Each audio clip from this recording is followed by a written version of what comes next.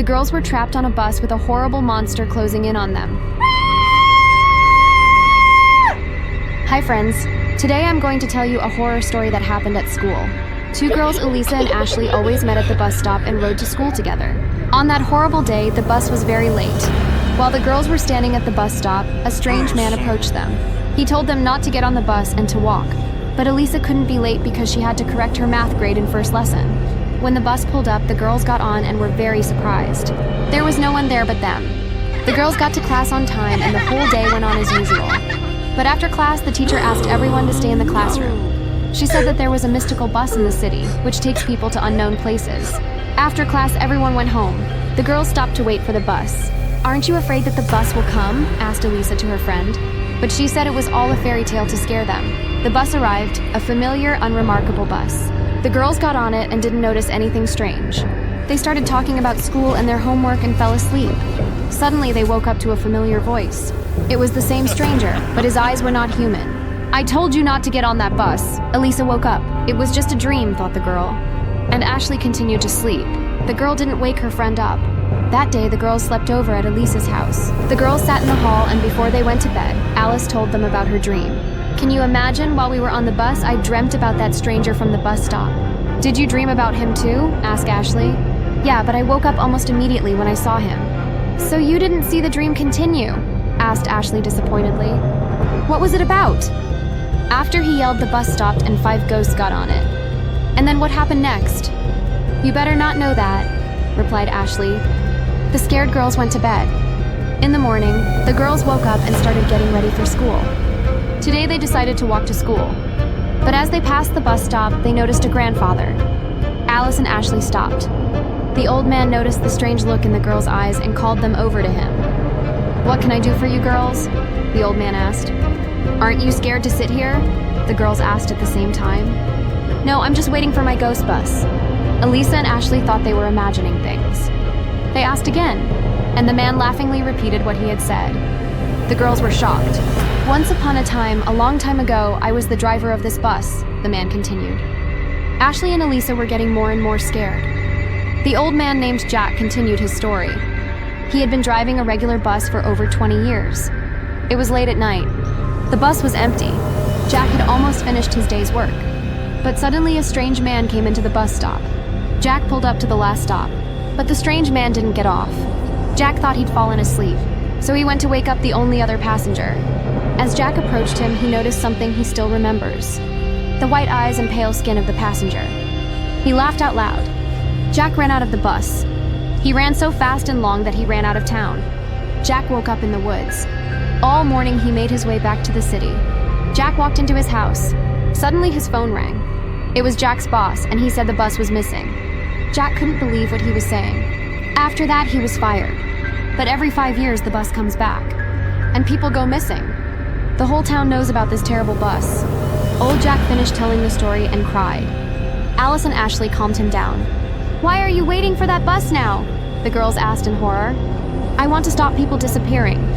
And to understand what happened that horrible night," replied Jack. Alice and Ashley persuaded the old man to come home. They decided not to go to school that day. The girls went home and searched for information about the bus. They found out about all the missing people. In the evening, Elisa's parents came home. The girls immediately started asking them about the bus. But instead of a story, Elisa's parents scolded the girls. "There is no bus, and don't you ever talk about it again," said Elisa's mom. Ashley went home. At bedtime, Elisa heard her mom and dad talking. "Is he back again? It can't be." Holding back tears, said the girl's mom. "Don't worry, sweetie. He'll be gone again soon." Elisa's dad reassured her. "She kept dreaming about that bus," continued her mom. Elisa was shocked. The man managed to calm his wife down a bit, and they headed to bed. Elisa couldn't sleep for a long time. She was afraid of dreaming about the bus. But the girl fell asleep. She didn't have any dreams tonight. In the morning, the girls met at the pizzeria. Elisa told her friend about her parents' conversation. Ashley was terrified. "But we had dreams too. Are we going to be lost too?" Ashley said in tears. "I don't know, I'm scared too," said Elisa. The girls were afraid to tell their parents everything. So they decided to find Jack. He was sitting at the bus stop again. Alice and Ashley told him everything. Jack was very surprised. But he reassured the girls and said that together, they would solve the problem. Jack told the girls to go home and to come to the bus stop at night for a special ritual. Alice and Ashley were overjoyed. They believed that Jack could save them. All day long they were home. It started to get a little dark and the girls were getting ready to leave. But suddenly their parents came home. "Where are you going?" Elisa's mom asked. "We just want to walk around some more," replied Elisa and Ashley. The parents didn't let the kids go anywhere. They ordered them to go to bed. The girls were already falling asleep a little bit. They heard Elisa's dad snoring, and they realized that now they could leave. It was completely dark outside. They slowly made their way to the right place. From far away, they saw Jack. He was standing next to the bus stop. He noticed them too and beckoned them over with a smile. "This is where I first saw a ghost," Jack said. Alice and Ashley's fear built up again. "How is this going to help us?" the girls asked. "Just wait a little while," replied the old man. A moment later, a bus appeared out of thin air. Inside sat a ghostly driver. The girls were terrified, and Jack was completely calm. "Now get inside," Jack said. Alice and Ashley couldn't move for fear. But Jack shouted, and they went inside. The old man went in next, but he looked different now. His eyes were white and his skin was pale. "Why did you deceive us?" Elisa asked tearfully. Jack laughed very loudly. "The first time I met a ghost, I didn't run away," Jack said. The man walked up to his strange passenger. "I'll give you the gift of eternal life if you help me," said the strange man. Jack believed him with empty eyes. And the next day, Jack brought the first passenger on the bus. "I've been alive for over 150 years. Thanks to gullible people like you," continued the old man. He laughed out loud once more. The girls cried and begged him to let them go.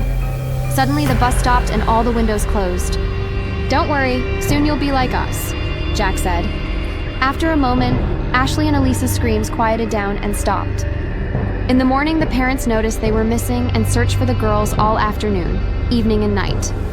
The teacher at school informed the children of the girls' disappearance. They all grieved for a long time. A boy named Harry had liked Ashley for a long time. Now she was missing and he couldn't believe it. After school, he was waiting for the bus home. Suddenly, he saw Ashley coming towards him.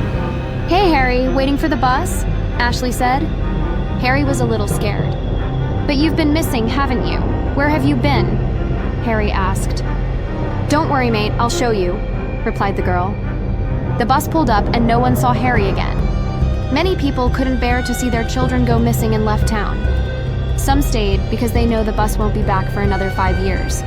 It's been a long time, but people often say they see strange people at the bus stop, calling out to passers-by and asking for help. But when they get closer, they notice white eyes and run as far away as they can.